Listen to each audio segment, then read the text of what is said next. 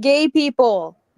You want people to hear the rest of those papers so bad you cut wait off mid sentence. Yeah, gay Well, people. I ain't gonna lie, this one started 10 minutes late because of technical Mhm. issues. But hey, we Yeah. made it. Yeah, it took Yeah. y'all forever to figure this out. I don't know if all nights for it to be the night Austin finally returns back to these comic reviews. You know? Yep. But, Yep. you can't have an adventure without going through a couple walls, if you know what I'm saying. Yep. Yeah. Yeah. But You're actually talking about the murder of my family line. You realize that, right? Listen, your family died for a good cause. I saw them sacrifice themselves in Spider-Man 1 when Goblin got kicked Spider-Man through a wall. All right? They weren't even supposed to be in that film. They just randomly happened. That was an assault on your people. mm-hmm. But, it is. We're back. But, Great reviews. We can Hold get on, started. I'm posting on the socials real quick. Okay, Gotcha, we cannot gotcha. get started. We refuse to get started. Actually, you know what? You guys just sit here and wait. All of you watch us talk, eat, go to sleep. We'll snore or something. You know? We snore. We snore. Some of us are coming here with a busted throat, so give us a break, audience. My we could be eyeball a tad hurt. bit late. Okay. I was wearing some contacts earlier today, and one of my eyes was acting up with it, and so I was just like, I'll probably just sleep on it, and hopefully it'll be fine. But I don't want to watch that fight. Every time we get here, I'm supposed to tell you something encrypted, but I keep forgetting. I was like, damn, this is something relevant encrypted, but I keep forgetting what it is. I'm going to keep forgetting. But it's okay. I guess without further ado, introduce us. Okay. Well, welcome to Comic Phanatic Live, the reviews of the week, audience. You hear me, Cryptid0415, edit. Right now, my throat's about 80% good now, so move on. Gross. And it is I, Jake Tylenol, currently fighting sea monsters to the death, okay? On the seas. Pro-Jarvis. Which was intense. Okay, now Austin, Bricky Wall, 8 Comics, I think. I don't remember the old one I used to say. I think Jake's done making stuff up. Hopefully he comes back to New York after this. I'm getting tired of him randomly being places in some world called Montanui or something. And I'm Richter, also known as the Witch of Jotunheim, pronouns they, he. And yes, random person on Twitter. Last Christmas by George Michael / Wham is a gay song. And together, we form the Fanatics, and we talk about the news and reviews of the week. And today, on our special Tuesdays, we talk about the comic reviews. Not the comic news, the reviews. We have a couple of good ones out here today. We are going to be reviewing the current run of The Amazing Spider-Man has begun. We're going to be talking about that. Some Ultimate X-Men has returned to the channel. We got some G.I. Joes coming in. Yo, Joe. And, we even got the Power Rangers making a surprise appearance. So, Damn, that Power Rangers pulling up. It's true. We have our socials. Our socials our socials are introduced usually by Witch, and I think they will continue to be introduced by Witch. Is that correct? I mean, I guess so, yeah. You can follow us on here. You can subscribe and turn on the notifications if you're not lame. Because if you are lame, then you're lame. I don't know what to tell you. But you can fix that by subscribing. Right, Austin? No. Exactly. Anyways, you can also follow us on Twitter at ComicFanatic69 because why not? Cryptid didn't think of the name. I thought of the name. And so, I'm going to make it funny. And if you want us to have a Blue Sky account, please let us know in the comments because we are considering it full-heartedly. Anyways, if you don't want to follow these nerds, but you want to follow me and talk about gay shit with, you can follow me on Twitter at Witch of Jotun with an E instead of a U. I do post things on there sometimes. You can also follow me on TikTok and Instagram at witch_of_Jotunheim. I do post things on both of those things. Expect a lot more videos coming up this coming up weekend. Yay! You can also follow me on Tumblr and a couple other places. Why am I blanking so hard? Yeah, you can follow me on Tumblr and Blue Sky at Northstar Aria. I do post things on there. I've been trying to post more on there. And yeah, go read my fan fiction because I said so. If you don't, you're lame. If you want to follow Cryptid, he's in the same spot as he always is. Mm-hmm. Austin, he's just kind of chilling out here now because he finally made it here after God knows how long. And if you want to find Jake, he is currently in denial, but not that Nile. Jake, tell the audience where you at. I'm fighting for my fucking life. I'm gonna lie to you. Where specifically? In the Protodermis Sea, bro. I'm fighting for my life. It's You're not easy. going to Montanui or Metronui right now? We're trying to get there, but everything keeps trying to kill us, bro. I'm telling you, it's not a safe place to be right now. Mm-hmm. Fair enough, honestly. Anyways, let's get on to this, man. We have a kind of short episode coming up. Gotcha. Well, all right. With that, let's get started. Austin, this is you, buddy. Yeah, Jake, go ahead, start off, say the title. All right. Well, in the Deaths of Spider-Man, the Amazing Spider-Man. In this week's issue, we have Spider-Man and Doctor Doom teaming up to kill Spider-Man 8 more times to add to his trauma. Okay. Yeah, audience. A Doom event that tie-in that came out before the actual Doom event. Keep that in Marvel mind. really said, "You're tired of us kicking Peter while he's down. We got you. We're gonna kill him 8 times for you. I'm gonna tell you up front, though." Mm-hmm. It's okay. MJ and Paul will name their child after Peter, right? Yeah. I don't know if it's disrespectful or honorable. I have to think about that one. All right, I'm going to say something super disrespectful when you read Captain America. I just hope you know that. That's not a joke. Okay. Go ahead. But 8 Deaths of Spider-Man number 61, I believe. The event, 2 months, 3 months before the actual event starts? That's kind of crazy. I know. But they treat it as a number 1. They don't call it number 1. Spider-Man just swings through the city. His life is shit again. He can't balance any part of his life. He's dating Shay. He loses his keys. May ask him to do something. He's fucking up with that. But the people in New York like him again, which is funny. Like he's dropping stuff by asking the same people. They're like, "Spider-Man, here go your letter and stuff. Here go your keys, all the stuff you keep dropping." What? He's fighting a new villain. Yeah, they're helping him out. It's kind of weird. I don't feel like this happened 10 years now. I was like New York hates Spider-Man for a long time. Yeah, I'm just trying to think what his PR was in that last issue of like he's on good terms with the city or anything like that. I think the city just like, man, you know what? Maybe if they don't give him a break, maybe we gotta give him a break. Yeah. But he's fighting a new villain named Burnout.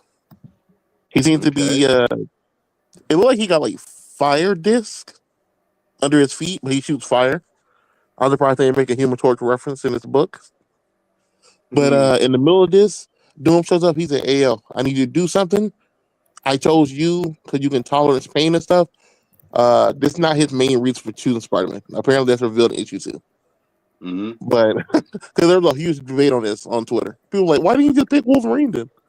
But he chose Spider-Man. Spider-Man says, "Bro, fuck off.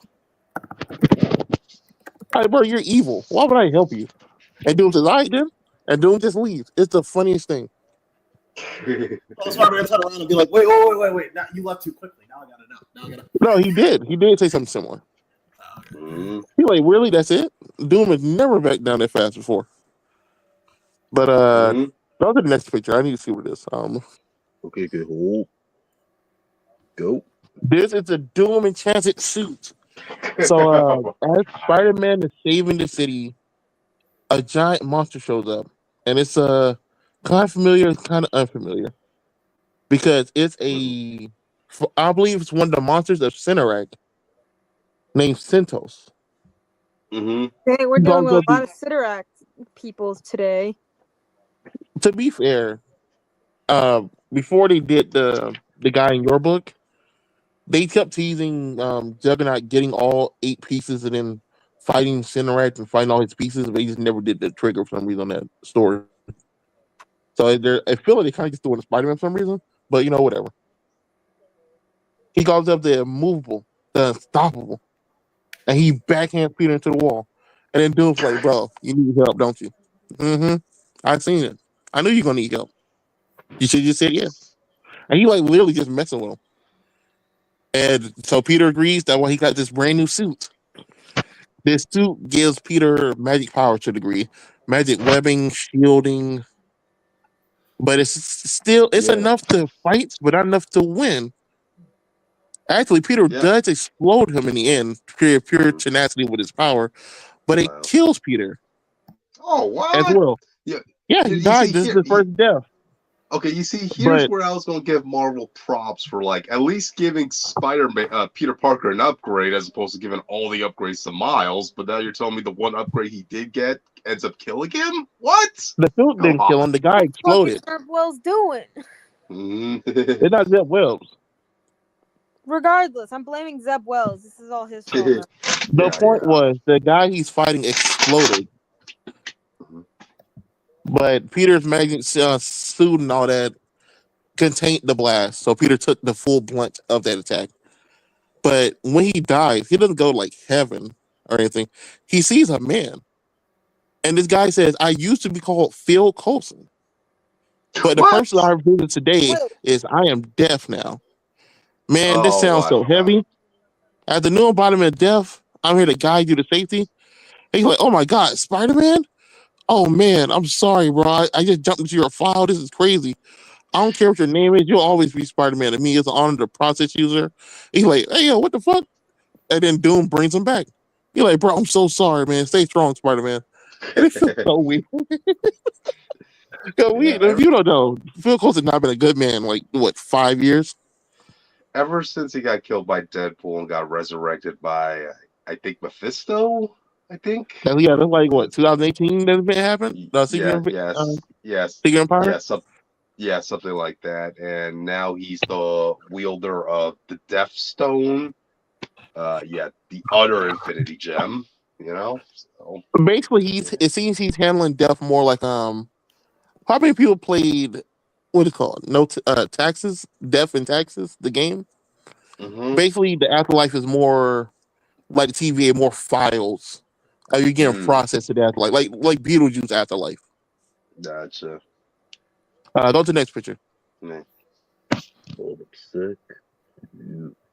This picture right here is the process of Peter being rebirthed. Oh God, love the dude. body horror. Yeah, He This- feels I saw. he feels everything.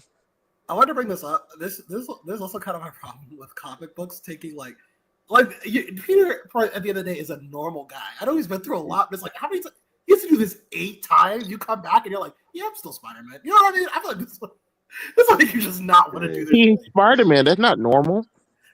No, I'm saying like from the context of like he's a human being. You know what I mean? A human being with this shit 8 times. You're like, yeah, I'm still Spider-Man. That seems a bit like to me. No. To be fair, you didn't see this run, but in the next Spencer run, he died like 1,000 times. Oh my god. Mhm. When This Kendrick was torturing him, yeah. he killed him multiple times in that dream type sequence, but Peter felt all of it. It was like when Emperor Joker were torturing Batman. Or like a top If anyone knows that reference. Okay. Yeah. But Peter comes back, he gets the suit back, and Doctor Strange shows up. He's like, bro, that was crazy, right? Yeah. I can't help you. I'm dealing with my own What? stuff, but I can help guide you through the situation. Doctor Strange dealing his own stuff, trying to get back with Doom stuff. Remember, he's also still dead. Yeah. Oh, he stole Spirit? Oh, damn. Yeah. Okay. The Doom took his power and pretty much said, hey, I'm gonna take everything after this. Mm-hmm. So he's just the spirit right now. And he's like, bro, you're alive in perfect health. Bad news is you beat one guy, you gotta beat 7 more guys. And if you die, the process is probably gonna be just as painful as that, to be honest. 7 more times, bro. You're Spider-Man, you're gonna have to push through it. Me and you have been through a lot. Peter and Doctor Strange Comics has a real long history that's kind of strange to think about. Mm-hmm. Right. But yeah, he's just trying to power through it. But that's how the first book ends. Peter's on his knees. He's not crying, but he's like, bro, what the fuck did I get myself into? This is like a Deadpool style body horror right here, audience. Like, yeah. Hey, they have another thing to bond about. This is the first Big, book go ahead. since Zeb Wells introduced Paul that didn't mention Paul or MJ. Okay, okay. We're making some progress at least. By the way, just to let you know, which I was Deadpool and Spider joking. Man. I need you to learn how to take a joke. It was a Yeah, joke. no, no. I just want to mention Deadpool and Spider Man did it share the same body at one point. I So was there. joking. Yeah. Cryptid. Jesus Christ. Just say. Jesus But Christ. yeah. I know it's a little bit gruesome. It sounds like it with this issue, but hey, it's no better than than what we see in Zeb Wells, right? Right, I guess Austin? so. Yeah. Yeah, yeah, yeah. Like So. I said, I'm fine with Peter dying. I don't care that people like, oh, he's this is so much stuff. He meant to work in this. If you've been reading Spider-Man the last 10 years, and just Mm-hmm. interesting to see him doing the work of Doctor Doom, all people, and finding the agent Right. Sidorak. We never really seen these people, even though they've been teased for what 10 years now. Mm-hmm. So this is going to be an interesting run, at least. I can say that. No Okay. MJ, Okay. no Paul, no MJ at the very least will be a Not. great breath of fresh air for a lot of people. Not yet, anyway, man. I'm sure she'll be in it, but it's like Mm-hmm. this is the first issue we had, like I said, since what 60 issues now, where she weren't mentioned. He just feels kind of nice. Mm-hmm. Well, So, that's it. hey, progress, baby steps, audience. So, all right, then. I guess with that, we can move on to the next topic, audience. Do do do. And I'm getting this one. Deadpool number 8. Yeah, yeah. We continue on the run of Ellie as taking up the mantle of. Well, I guess now is the mantle of Deadpool. You see, I think I mentioned this last time, bro. I think part of the reason why Marvel's so insistent making Ellie the next Deadpool is so that they can have another excuse to make variant covers. Because we had like a whole wave of variant covers in the last issue, all right, of Ellie as Deadpool, and now what happens in the next issue? Oh, they come out with a whole other line of variants for her. I mean, hey, let me show you one of them. Okay, now does that look like a 14-year-old girl at that point? At least No, Greg Land isn't drawing her. I guess, but he might like, as well be. Hell no. I'm, I don't trust I'm, that man. the I don't thighs trust and whoever that this is. stuff.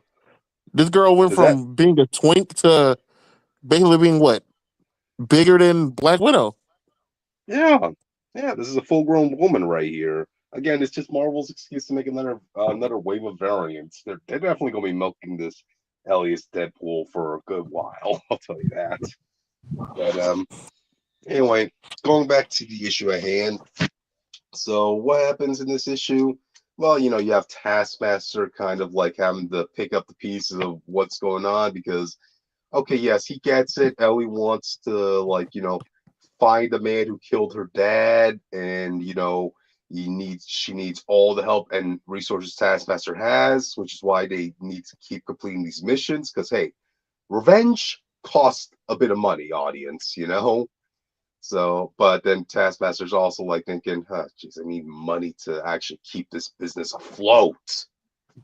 And he says this while we see inflatable pool in the office lounge where they're keeping Deadpool's body in. They put his corpse in there, put some ice, and put in their refreshments in. Yeah, yeah. I mean, where else are you going to put Deadpool's body, audience? Now, you tell me, when you're on a budget, where are you going to put a corpse? You know? Your mama. You know? I just think it's Put him weird in how the person. quick Ellie is becoming desensitized and kind of gross compared to the normal girl like a week ago. Yeah, yeah. You'll figure at a certain point, like, especially her stepmother, what was her name? Preston. Like, Hmm. she'll definitely want to come in on, like, put a stop to all this with Ellie, because, again, who knows better about how hazardous Deadpool is than Preston? Like, His daughter should. That's the problem. yeah, it should. It should. So, part of the reason why Preston wanted to keep Ellie away from Deadpool is so that, she doesn't get into in harm's way. But again, another excuse for variance, audience.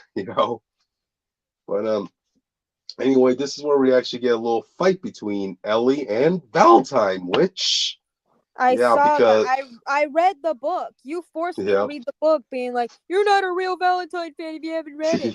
Shut up, cryptid. Talk about the fight. Yeah, all right. I So can still be a basically, fan of something.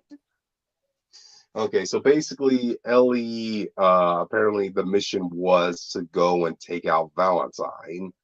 So you can basically assume that this is going to be a mission that they're not going to collect money on at this point. Dang. But, they have their fight, they have their moments, like, Princess is conflicted in all this, because, hey, that's Princess's parent right there. And eventually, in the midst of the fight, Ellie breaks the news to Valentine that Deadpool's dead, and surprisingly, Valentine is just taking this rather well. Like, hey, I mean, in our line of business, death can happen at any It moment, was even like if a you have a young 1 week dating pool, bro. Okay. factor. I know, and yeah, they feel very bad about it, but hey, that's the sort of profession they're in. And Ellie was heartbroken at this. Like, I thought you two had something special, and this is where we actually come to find out what happened between Deadpool and Valentine. Why did she know So that? what? Well, I mean, When did she based learn on about Valentine? I would think Princess would tell Ellie about that. Either that, or it was just She did Valentine mentioning. go through The the young. dog Carnage can Oh, speak human? yeah, the dog Carnage can speak human, and the dog Carnage was referring to Valentine as her parent. Yeah, Okay. So, yep. yeah. I was just wondering. So, I was about to say, that's a weird thing to already know about. Then you gotcha, just got here. gotcha, gotcha. So this is where Valentine breaks a story, and like, yeah, Valentine and Deadpool were very much in love. They were going through their honeymoon phase, karaoke in their houses, going on Merc missions together, bugging Lady Deathstrike with their annoying phone calls, this and that.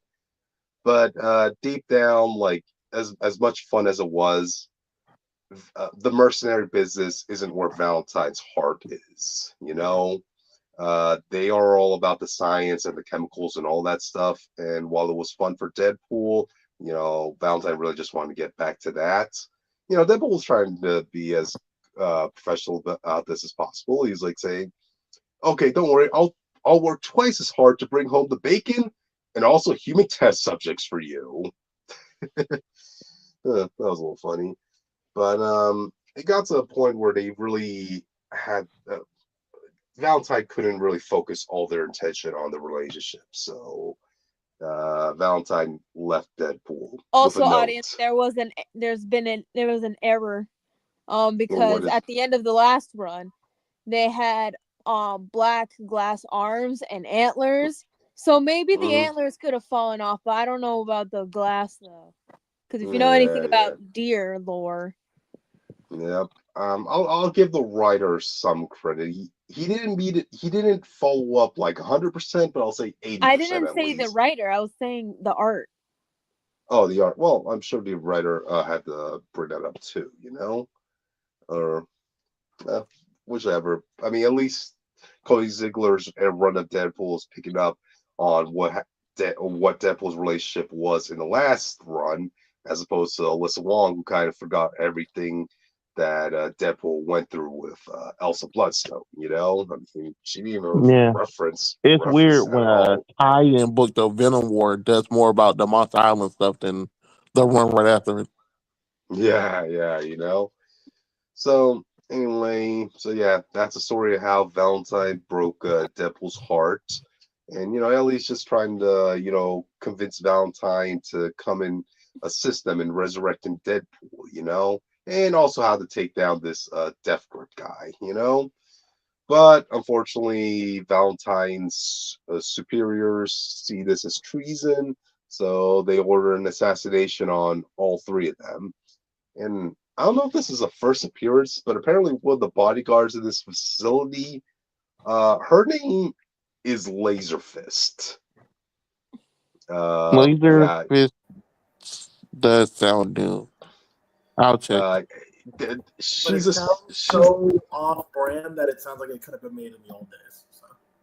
yeah. I mean, she's definitely a spin on Razor Fist. You know that guy from Shang-Chi? Yeah, that's Wait, what I that was was his thinking. name? Yeah, That's what I first thought. Yeah, but it was Taser but Fist. It was Taser Fist. Taser Fist or something like that. But It's, she's Laser Fist. it's Razor Fist. Laser Fist is this chick, and it's Taser Fist is another guy. Yeah, Oh, from there's Guardians, too many From which I E's. don't Guardians, know yeah. his name. But Yeah, there's too many E's here. this person who's Laser Fist, her thing is both her arms. She doesn't have both her arms, but she has basically lightsabers instead. You know. As you do. Hold Anyway, on. Okay, so they get to fighting. This is kind of like a little fun for Valentine because they get to, spend some quality time with Princess. So enjoyable. I mean, heck, they even Valentine and Ellie even do their own version of a fastball special here, so that's cool. uh, But The yeah, fastball special stopped being special years ago. I guess. But this is when you find out who Valentine was really working for. The head honcho himself, MODOK, who now is taking it upon himself to intervene himself to get to take down all three of them. How dare you betray me, Valentine? So Good, honestly, mhm, because if I looked like that, I would get it. this If I is looked like the first you, appearance. Go ahead, which if I looked like MODOK, yeah, I would expect people to avoid me all the time. if this I is would, the first appearance of a female Laser Fist, but okay, there was a okay, male Laser Fist in the Y Men in Earth okay. 616. Gotcha. Okay, audience, maybe we might be looking at a key issue then, So, cool. Bonus then. But anyway, the issue kind of ends with Ellie and Valentine and Princess all trying to escape on a car, only for MODOK to shoot at them, and their fates are left ambiguous as the issue ends. They always do that. Yep, that's cliffhanger, They always do that. Gotcha. But anyway, yeah, that was pretty much the issue. I thought it was okay, So, alrighty. Don't really have much to say unless you guys have any other inputs on this. Not really. I'm a I MODOK hate leader. I hate when they break up couples and you be like, oh well, because I couldn't spend 100% of my time in our relationship, we obviously couldn't make it work. Like that's not how relationship work. You don't spend 100% of your time with your partner or But trying Yep. to they're cater both to your like partner. unhinged enough as people that, they could have made it work. I know, right? But But you know hey, what? the I'm not next the writer. the next writer after them probably wanted a fresh start or something. I So guess. yeah, but First non-female love interest of Deadpool, and this is what we get. Anyways, we should move in on. a while. But We should all move right then. on. I guess with that, Austin, Jake, this is you, man. I thought it was me. Yeah, he's blind. It's Yeah. which, but I am taking over as host. This is no, because this is very short, so I'll be done pretty shortly. So we didn't technically get an issue of Avengers Academy, but we did get bonus content. We got a 20.5 issue. Jake, how you feeling? Okay. Anyways, yeah, bonus content for Avengers Academy. Yeah, like I said, we didn't get we didn't really get an official issue, and I was very confused, and a lot of people were very confused because this book and House of Harkness didn't update, but we got this though. So yeah, basically this is from the editor of the book and all that jazz, we're vibing. And so it starts off with basically the editor saying that one of the first challenges was making a rogues gallery for the team. So that's why they decided to make their own version of the Sinister Six. Remember Squid Kid, that guy who liked to watch his teammates having relations with people, Yep. like intimate relations with people. Jake, do you remember that kid? Yuppity yup. Yep. Okay. So yeah, we do get official art of Squid Kid. You know, I didn't send pictures because Jake was telling us to limit the pictures, which is fine. I didn't really care. We all know what Squid Kid looks like if you've read it. We got one of just like him looking straight up to, like straight into the camera. Just kidding. And then we have another one of him fighting Lunella, which is cool. Which is really, I thought it was a really cute picture. We also got one of Will-O-Wisp, the blue Ghost Rider looking mofo, but not really Ghost Rider. Yeah. But can you switch to the next picture, poor paper? You know I got you. Yeah, we got a whole bunch of different looks of Kid Juggernauts, also known as Justin. We got a whole bunch of different looks of what his armor could have looked like. Honestly, I don't really fuck with most of these. I mean, I think I fuck with B the most so far because it looks the most similar to what his suit actually looks like, just like a little bit tweaked. But I love him. He's a baby. He's a baby. You know, I love him. What's wrong with H, huh? Hater. What's wrong with H? I don't fuck with it, man. I don't fuck with it. It's personally just not for me. I don't like it when they give him red pants though. I don't fuck with the red pants. I feel like red is a good accent color. So Sidorak, get on your shit. Don't give him red pants. But anyways, yeah. So the next thing that the editor / and the writer talked about was Kari Beck, also known as Mysteriant. And basically he was made by the writer to basically represent a certain like type of queer person, you know. It's not it doesn't really confirm if he has HIV or not, but they do allude to it and all that jazz. And can you post the next picture, por favor? Yes. Yeah, that one. So we did get a look of the character sheet and everything with both him and Ada costume. It slays. We also got some the next Sinister Six member that got major design work was Apostate. Remember the cool X-Dora Melage vampire lady? You remember her? So yeah, she was made to be like an antagonist to Bloodline, not like a full-on villain because she just kind of does her own thing, but definitely an antagonist and a perfect way to like move on from Blood Hunt, but still remembering that it was actually a thing. She looks slay. I love her with the coat on. If you want me to send the picture later, guys, I can send the picture, but I'm too lazy. But don't worry, Bloodline also got a costume update. You know, she got some cool silver cross details. It slays. I would have sent all the pictures, but I didn't send all the pictures. Bo, you can go to the next picture with the school uniforms. All right. Remember that issue with the gang going to hang out with Hope? Not Hope, Janet. Why am I thinking of Hope for some reason? Janet. So yeah, we do get a look at their school uniforms that they totally wear. Yeah, they totally wore these. They also have gym uniforms as well, but I don't think I actually sent that picture. But I want you to guess what the gym uniforms look like. They look like gym uniforms. But the next one, which you could post the picture now, is for Aaron. Two different artists worked on his new look, which I still have to get used to. But, you know, we got the new shield looks, and then we got the actual outfit. I prefer this outfit with the jacket on. I don't like it without it. I don't fuck with it with it. I think it will grow on me with time. It's just right now I like it with the jacket more. You know? Contrast. Right, Austin? Contrast. Plus, No. like, okay, whatever. But, like, he's known as Captain America of the railways. You would think, like, his original suit, not really suit, like, his original outfit definitely represents that in a way. I can't really see it for this one, but like I said, I'll have to keep reading and go from there. But, yeah, don't worry, Lunella Stans, who came from the show, you know, she got the updated suit, you know, with the cool roller skates and all that jazz with the color scheme. She slays.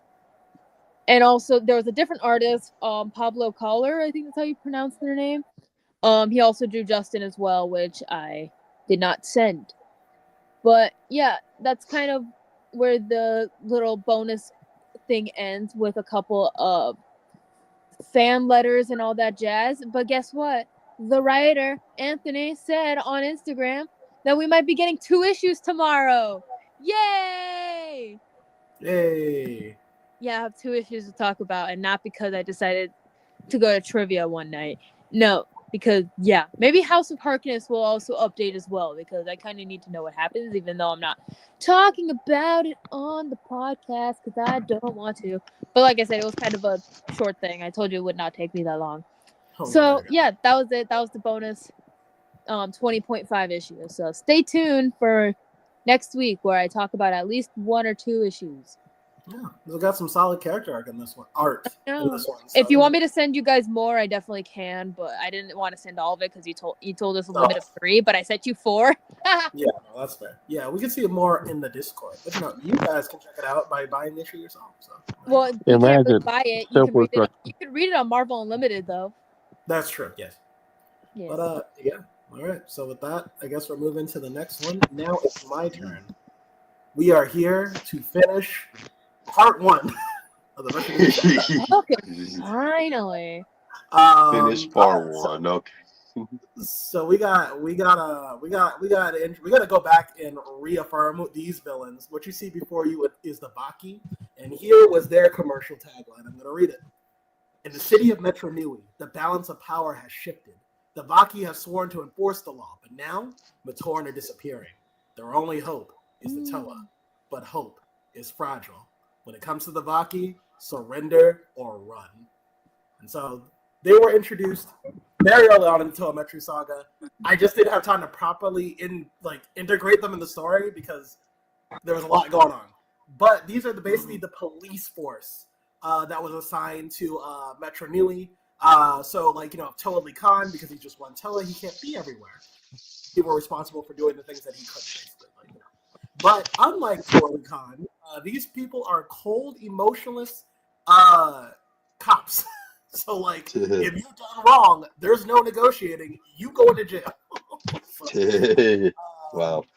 Anyway, our story picks up shortly after the movie.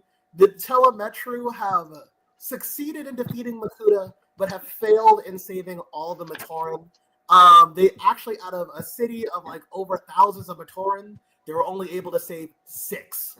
So, kind of a problem.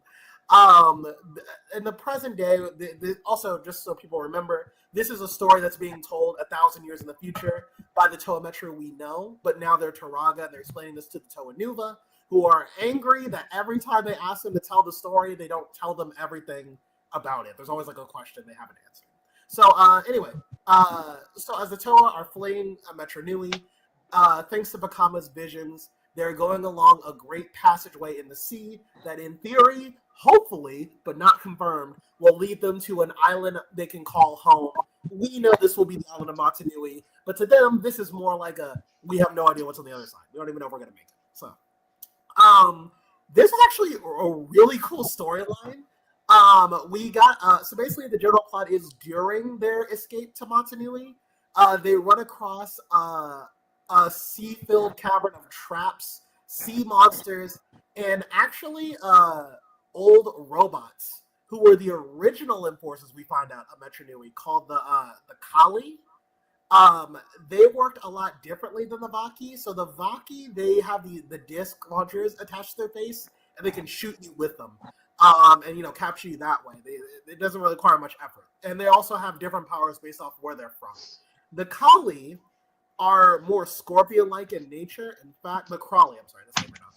In fact, this is apparently what they look like. I don't like this design for them because this is just all the Toa put together. You can see Bakama's parts, Anua's He looks like a spider. Yeah. He looks like, I don't remember what the thing in Greek mythology, but it's the one with the lion and the scorpion tail. That's not what a griffin looks like.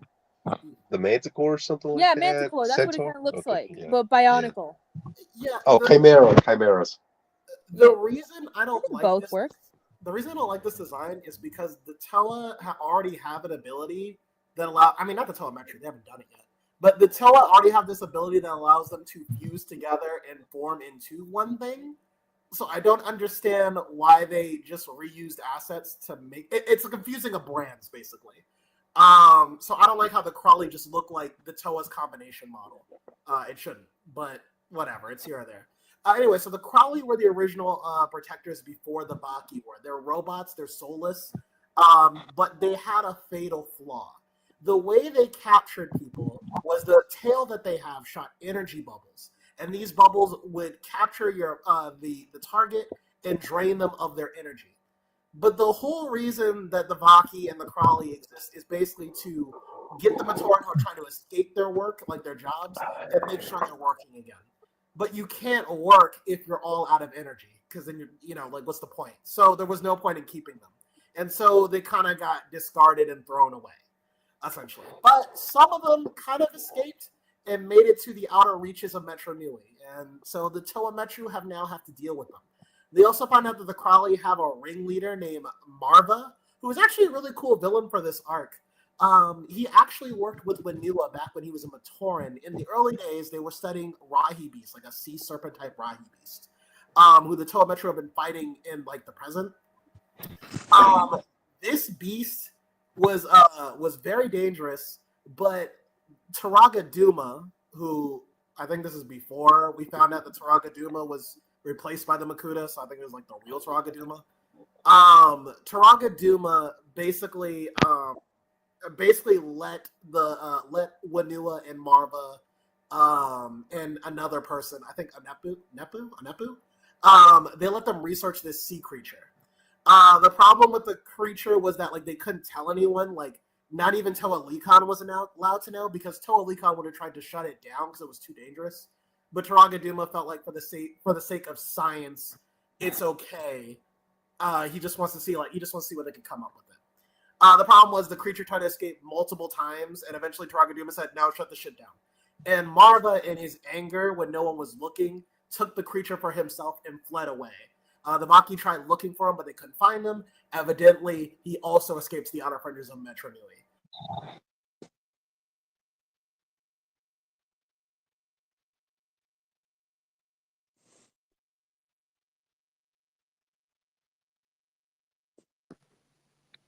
Hello?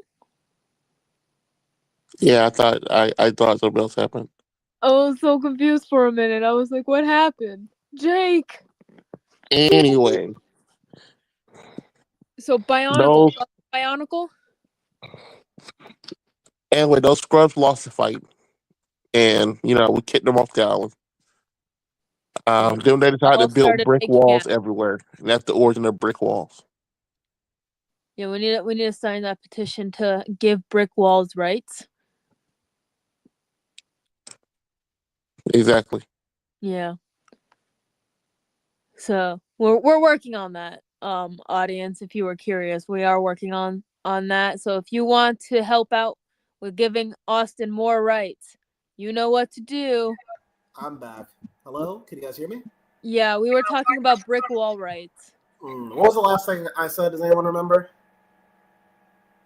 You were just talking about how that it was like 2 lines, like you said. Now they have to deal with them after they broke free. They have to deal with them after they broke free. After they escaped and left the soulless robots. Marv. Yeah. I was basically talking about how the Crawley escaped. And they went to and they made it to the outskirts of Metro Nui. I believe, I don't know if I cut out before I introduced Marva, but just a quick recap, basically. If you did, Marva. Oh, I did Marva. Okay, cool. Just making sure. Yeah. All right, cool. So they do this. They're having this huge climactic battle, which I found really interesting because it's unlike usual Bionicle battles. So I did appreciate the writer for stepping outside the comfort zone of what we're used to, which again is usually the Toa fight a big monster, they struggle, then they combine their powers. This time the Toa are in different types of fights, combining their powers in unique ways. You get a cool mix of mask powers and elemental powers, which I really found cool. And also, I think the star of this by far for me would have to be Anua, who is now, I think, my top Toa Metru under Vakama. In the movies, Anua gets nothing to do, so it's a damn shame to find out he's such a cool character. I think he also has some of my favorite dialogue, too. I think there's like one moment where like Vakama comes up with a plan, And Anua, who's usually like on his ass the whole time, he's like, I hate to admit it, but Vakama's right. And Vakama asks him like, well, why do you hate to admit it? He's like, well, I don't want to ruin my image. And I was like, all right, that's a funny line. But in this one, I like how he's also a planner too. Well, Vakama has become the kind of the leader, the defender of the team. Anua is also a strategist in his own right, coming up with plans when Vakama is failing at times, without really rubbing it in Vakama's face, because at this point, Anua somewhat respects Vakama. And even to the point where the book talks about how they even come up with plans together in their off time, so they can like be on the same page when things break out. So I thought that was really cool character development for them, because in the very early on in the book, they hated each other. Bro, your guy like he's holding a Swiffer sweeper in his hand. It's an axe tool that allows him to climb mountains faster. But yeah, also he has the Mask of Mind Control, which I actually like how they use this as well. He uses it in different ways. Like he even uses it on his own allies, so he can communicate ideas quicker. So like at the heat of a moment, instead of just explaining a plan, he just like beams it into their head, or he's like, I'm going to control you for a little bit so I can make you do the thing I need you to do, and then we can just get along with it. I really like the way he uses powers. They're really like cool and creative. But yeah, at the end of the day, Marva at the last second understands kind of like Anua kind of runs him down. He says, listen, you say you care about all these creatures and everything that you're looking after, but at the end of the day, you're making them fight. You're getting them hurt. You don't really care about them either. All you care about is your research. He's like, no, that's not true. But like, he's looking around and seeing all the carnage and destruction, and he's like, oh wow, like really, like wait, I don't want you guys to fight anymore. But as much as Marva, what I like about this is Marva at this point has grown attached to them and started believing that they're more than just creatures and robots. And maybe they are, but at the end of the day, they still have those savage habits, and he can't break them free of that. So he winds up going down with the rest of them. And to make matters worse, the Vaki come in and at the last minute to kind of try to capture the Toa, whatever they have left. So the Toa managed to escape, sealing off their whole grand entrance, the grand passage that they took to get to Matanui. They seal it off and realize, okay, when we come back for everybody else, we're going to find a different passage. When they make it to Matanui, or at least like they're almost there, I do like some of the things they say because it's so funny. Like when you think about it, you're kind of used to Matanui, just like you're kind of used to the settings of Matanui, and just being like this, tropical island paradise with like some beasts and everything. But the first thing they say when they get there is where's the technology? Where's the chutes? Where's the great furnace? Why is it just and then like they even question like, can we make an island from scratch? Is it possible to really like start from the beginning? But they come to the conclusion that they have no choice. This is the home that they have. They have to make the best of it. So I really enjoyed this storyline for the Toa Metru. I think this is by far, altogether with the movie included, this is probably the best written book. Like I said, I still like the Borok's ending better, like the Borok chapter better. But in terms of an overall package, from start to finish, this is an engaging read, and I highly recommend it for people. It also helps that this is a great prequel to everything. So if you read this first, this would set up everything you read later in the Toa Nuva saga.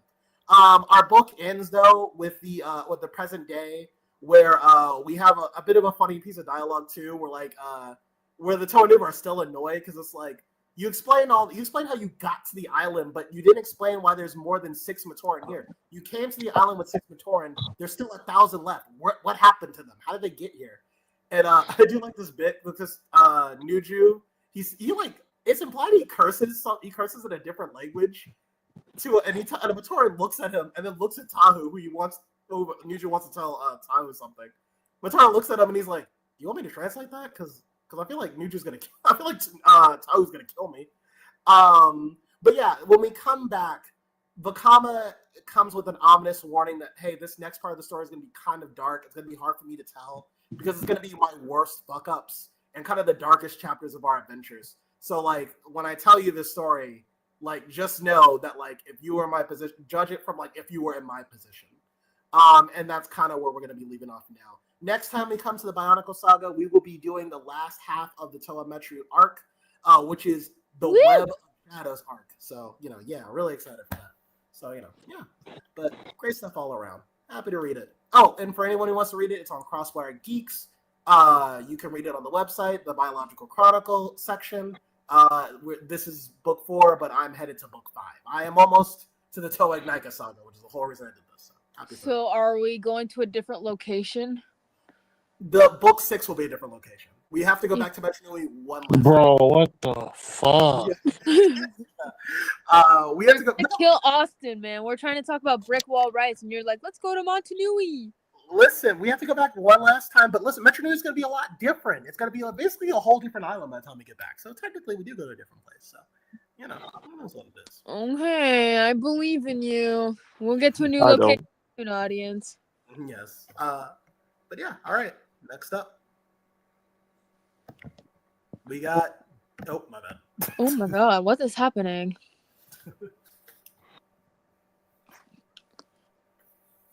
Bad dick. Who's talking about G.I. Joe? Yeah, whose book is this? Cryptid. Cryptid. Cryptid? Cryptid. Anyway, this reminds me of the great Sonic X. What a great anime. All right, this is so great. I think our favorite episode. Give me a second. I can kind of do it. What's up, We Cryptid? get you down. Yeah, you were disappearing. Oh. Well, now you Sorry, disappeared. cut out again. Did you read the book, Austin? I read some of it. I have it in front of me, so I can kind of go over it. But I don't know what picture he picked. But G.I. Joe #1 by Joshua Williamson and Tom Riley and some lady named Jordy Belair. Critic, we can't hear you. You cut in. You kind of sound like you're talking, and you cut out. Well, what's the story? But it starts off with seems to be Okay, I'll stop. Duke. How about Okay. No, you're still cutting it out. I don't know what it is. But it starts off with a retelling of kind of like Duke's journey up to this point. So him fighting Starscream, his partner getting killed, him fighting the robots at the end of his own miniseries, and then him signing back up with Hawk to reform G.I. Joe. People don't remember the G.I. Joe currently is Duke, I believe Heavy Duty, Baroness, who isn't, I don't know if she's called Baroness right now, and Not yet. 2 other people whose name I can't remember now. You're still cutting it out. There's Stalker and Rock and Roll. Stalker. Well, there you go. Okay, let me get that one sec. Yeah, no, you're talking now. You take over. There you go. Okay. Perfect. So, all right, yeah, G.I. Joe #1, audience. Yay! Yo, Joe, Oh say it, man, Jake. what this? Yo, Joe! Jojo. Yo, Joes! Yeah. So, yeah, this is a really hyped up issue, audience. Like, you have the team formed together. Of course, they're going through their simulations, right? Which is actually introducing each member of the Joes. The Joes. Okay. Yep. All right. So here you have Rock and Roll. They're all parachuting down as they're fighting some Sentinels and that stuff, right? So Rock and Roll. Oh man, this good. You can tell this dude has a lot of energy packing behind him because the way he's shooting his machine gun is like it's like in the same manner you're playing a guitar. So that was pretty cool. He specializes in heavy artillery. Top of his class. Then the next person you have Stalker. Okay, yeah, you could have picked a better name. I'll give you that, audience. But still, he's pretty deadly. But like his one of his best features is he's bilingual. He can speak in many different languages. She's So bad. that's Yeah, apparently his best quality is that in any given situation, he can usually knows how to defuse them. Yep. The next one is Cover Girl. Yeah, don't Is let her he look school. new? I don't believe this is the code name of the other girl that wasn't Scarlet. Gotcha. It could be. I mean, I'm No, not there's too. Scarlet. There's a girl who's like something off a bird. I think this is a brand new character. Gotcha. But her specialty is actually in tanks. and maintenance and all that stuff and the construction of them. You know that So hey, means Crippy, you probably don't know this reference, but everyone else will. Bitches what? love cannons. That's a Bitches canon love statement. cannons. Yes, Bitches thank you, love Austin. cannon. Bitches There you love go. cannons. I knew somebody was gonna get it. Oh my god, Austin, we have to show Cryptid Helsing Ultimate Abridged. We need to show him Yeah, that. he needs to know Gotcha. true. Gotcha. And the last up in this, well, actually, the second to last up in this is Clutch. Let's see. He's their driver, right? He's from the mean streets, this and that. Yeah, his skills is driving, and yeah, he has a jetpack and that stuff. He's gonna be in the next Fast and Furious. Just watch out. There you go. And of course, yeah, Baroness. She needs no introduction. Y'all know what she's about, this and that. I don't. And, she's big Black Widow, basically. Which, all right, I keep forgetting which was not here for that movie night either. When we watch G.I. Joe. Gotcha. She's the Black Widow. She's Russian and everything. It's kind of funny because like she's formally known for being in the Cobras, right? But Yeah. in this basically year one of GI Joe, they decided to put her with the Joes. Yeah, in the movie, they made her the love interest to the main character, Duke. Mhm. So Thomas, after that, been trying to do more stuff with them, including put them Yeah, on the same team, one way or another. yeah, the heroes are taking the one female villain on the bad guy's side. How do y'all feel about Mm-mm. Destro's that? girlfriend. How can you do that to him? He's already looked like that. Now he has nothing. Yeah, yeah. So yeah, this whole thing's a training simulation for all of them. They're still trying to work out the kinks and making this team happen. But then we cut back to like Cobra, right? As they're getting ready with their soldiers and their mechs, and you actually do get to see Cobra Commander without his mask. Well, the back of his head at least. And Jesus Christ, man, he has like a mechanical hand. Because remember, audience, they're in the same universe as Transformers, right? So yeah, he has like this biomechanical hand going on right now that he's tweaking, and it's being powered by Energon. And funny enough, like when it came to the GI Joe show, audience, right? They couldn't actually use live rounds during the show. They couldn't use bullets, so instead they had to use laser guns. And that kind of is a fun callback in this issue because they go on to explain that Deathstroke invented a new form of weaponry for the Cobra for the Cobras, right? Which is rifles powered by Energon. You know, It's so always funny to me that they couldn't use like actual guns and stuff because laser mhm. rounds are way worse than a bullet. Oh yeah, that's Deathstroke's his pitch to Commander Cobra, right? Yeah, you look at there's not going to be any Kevlar out there in the world that'll defend you from a shot from a laser gun. Yeah, tell that to the stormtrooper. They get fucked over by all the time. Just say Kevlar, which So yeah, Sure. but okay. But anyway, so while they're getting their stuff ready, you do get to like a good bit, right? Where Duke is just by himself, just contemplating all this because right now he still has like a little bit of PTS going on with what happened with his experience with one of the Transformers, right? Not And to know. PTSD, just PTS. Mhm. Yeah, whatever. So, yeah, he's just dealing with some stuff, and especially with the team as it is, because he's just trying to make them put them all in his level, but it doesn't seem to be working, right? But then you have like this one nice little dialogue with one of the colonels here, right? He's giving him the speech. Let's see, who about his experience before when he used to be in Duke's position, right? Look, Duke, you want to turn him into them?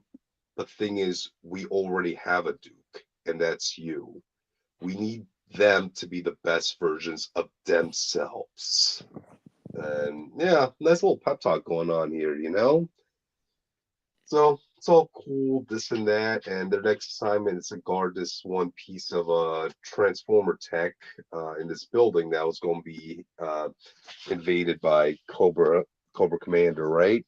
So they had to stand guard over it. And I kind of like this little dialogue that happened between Baroness and Stalker, because again, the team isn't really unified at the moment, especially with Baroness, because they're all looking at her as like the shady bad guy. I don't know if that has anything to do for a Russian accent, but No. Remember, you, for this, even before when she was a Duke, they already said she was already a terrorist. oh yeah, there's that too, and the Russian accent doesn't help much against that too. So, I gotta read this because like she ends up bad mouthing Stalker, right? And it's written in Russian, and I had to Google translate this, right? Because they didn't have Hell no. they did not have a translation in this book. So okay, let me read what she said. Shut up, you stupid old pig, or I'll cut your neck in the shed. But whoa, whoa. So, and keep in mind, audience, Stalker is bilingual in many languages. So, he's like, "Oh yeah, well now he starts bad mouthing her in Russian, saying, 'Try it, and I will not only kick your ass, I'll drag you back to your mother and father and show them how their little princess has become a waste of life.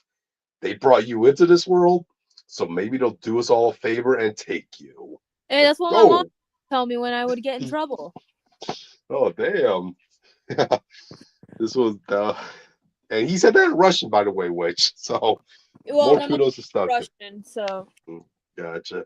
Baroness is like, how dare you? Oh, Um, that's when unfortunately Cobra Commander comes in and strikes with his forces, right? They come in with a helicopter, they come in with their troops coming up the stairs. You have Duke, right? He's like giving them all their instructions, like rock and roll, clutch, and cover girl. You all get the acid out of here. Stalker and Baroness, cover them. Baroness is like, yeah, what will you be doing, American? I'll be taking out their air cover. As Duke jumps out the window to fight a helicopter, audience. You Oh, would have thought he was Steve Rogers doing shit like I this. know. I know, right? They're even like the people. Cobra Commander is even watching this from his screen. It's like saying, "Is this man insane?" To that, I'll say, "He's American." So just that was because you jump out of a plane or whatever the fuck he was doing doesn't mean that he's an American. But in this case, he's an To American. be fair, But they which that no plane. one says that. I don't know why he said.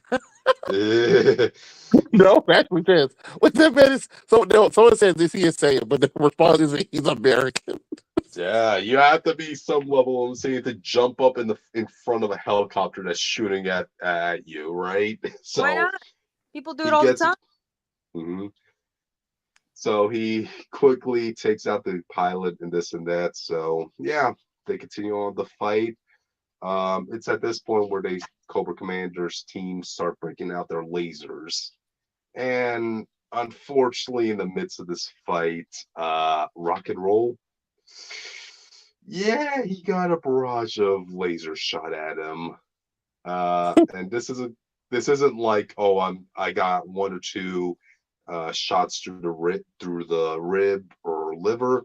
No, he got like, I'm looking at this panel. He got two shots through one thigh, one shot through his other thigh, another through his stomach, three through his chest. I'm like, oh, good lord, dude. Rest in peace, I guess. That is just For heartbreaking. people who won't read this, imagine like Frieza's third form doing the crazy fingers of Piccolo. Yeah, that's pretty much it. And they all go right through him. So I'm like, oh no, I don't want to see the death of a Joe. Did you have any Japan. pictures for this book? Unfortunately, I didn't load them up. It's all good. So yeah. Still though, this was If I get I, if I get sent the pictures, audience, I'll post it on the Twitter for y'all if you guys are so nice. gotcha. But still, though, this was like such a fantastic issue up until the end. Like, seeing the Joes all in action, seeing what they're all about, each one. I'm still waiting for that Snake Eyes pop up to happen, though.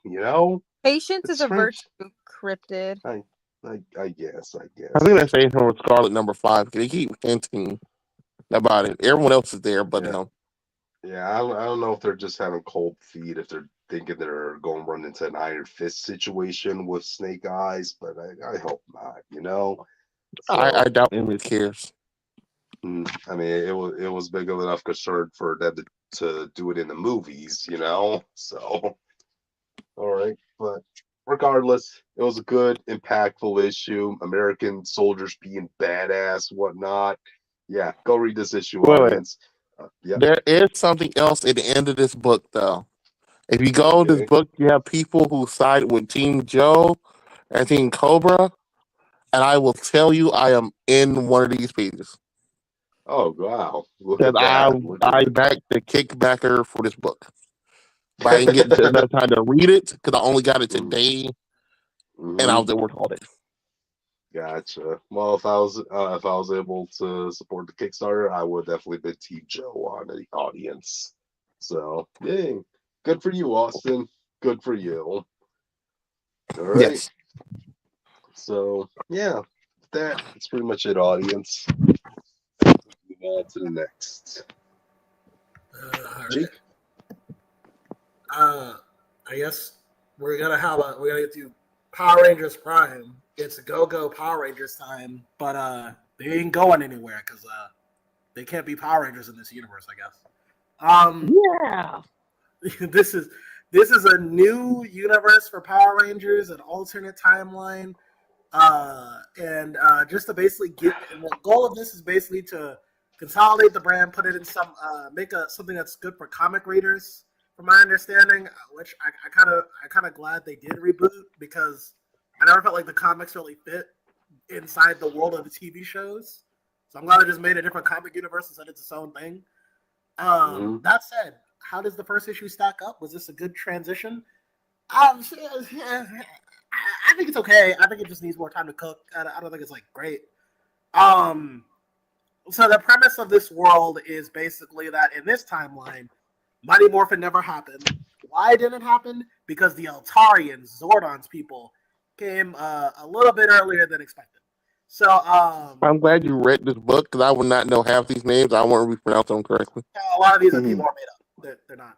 So like also the races, I think every race introduced exists, like the Equitians and the Altarians, but like everyone here other than Lauren Sheba does not exist. I even fact checked it. There's only 2 characters from the original show that's here right now. Actually 3. Well, 4 technically. But yeah. So basically, the Altarians. So earlier in the timeline, the Power Rangers existed, or at least the ones that would have existed, like the Samurai team. But at some point, alien race called the Beast Brigade showed up, and they were too strong for the Rangers at the time to really stop. So the Altarians, Zordon's people, came in to help, and then they just kind of stayed. And they wound up colonizing Earth to protect it, essentially. Colonizing and protection should not be together. Well, it is in this one, and that's funny you bring that, Witch, because that is brought up. We have an Equitian kit. So in the schools on Earth, we have a class filled with an Equitian immigrant and an Altarian immigrant, and they do kind of label them like the Altarian colonizer, the Equitian refugee, basically. So they do go into that discussion of like colonizer versus saviors and all that. Lauren Sheba is the first Ranger introduced because I'm telling you, it feels like whoever was behind these books watch Power Ranger Samurai and realize Lauren Sheba got done dirty, so they're doing everything they can to get her on the front cover like she deserves. So, Or they realize the biggest truth: Jaden's a fraud. He doesn't deserve to be here. yes, so we have Jaden haters in this channel, but we actually do get to see Jaden Sheba for a little bit, and just for a little. Oh my god! Well, hang on. We get to see Kid Jaden and his father and Lauren running away as they get captured or killed. Who knows? We don't know. But One's a lot better answer. That's all I would say. we also get a cameo from the BR Troopers, which was like an old, like when Power Rangers was popular. It was like let's make a new show that's also from Japan, and then make it our own thing, like Power Rangers. And then no one I liked it. haven't I He haven't said, heard of VR Troopers in decades, man. Like, yeah, so he made VR Troopers, and he was like, here you go. And everyone said, boo. And he said, never mind. And so we never got dude, VR. Jake, And so, growing up in the height of Power Rangers, my parents couldn't even afford to give me Power Rangers toys, so they instead gave me VR Trooper merch oh, I'm sorry. instead. Yeah, I'm My yeah. sorry. brother liked Big Bad Beetleborgs or whatever the fuck it was called. Oh, Oh, I like that Beetleborg, yeah. too. Yeah, yeah. Yeah, a lot of this is just set up. We're setting up a lot of the political aspect of the world. We don't even get a lot of Lauren Sheba. Like, she shows up, she tries to morph. Her morpher gets shot. She tries to fight. She fights off a little bit, gets shot with an arrow. She has to hide in a dumpster. A kid saves her, and then she's like in the bed. And like then she's like, okay, I gotta go. Oh my God, she's Daredevil. Right. So between all of that is just a lot of just knowing new characters, not even alternate versions of characters we know, just like new character. I didn't look this up. I was like, maybe I'm just forgetting. Like, who's Mark Zhao? And I was like, oh, they're just some made up person. Okay, whatever. But yeah, I think my biggest problem with the book is it's supposed to be a fresh start, and I mean, technically it is, but it's like there's a lot. Just to start your universe off with, knowing that you're gonna have 6 main protagonists at some point call themselves the Power Rangers.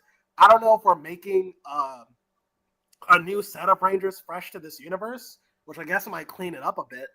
But if we're keeping Lauren around, unless she's like the mentor role, and unless she has her own Ranger team, I'm kind of like, what's going on here?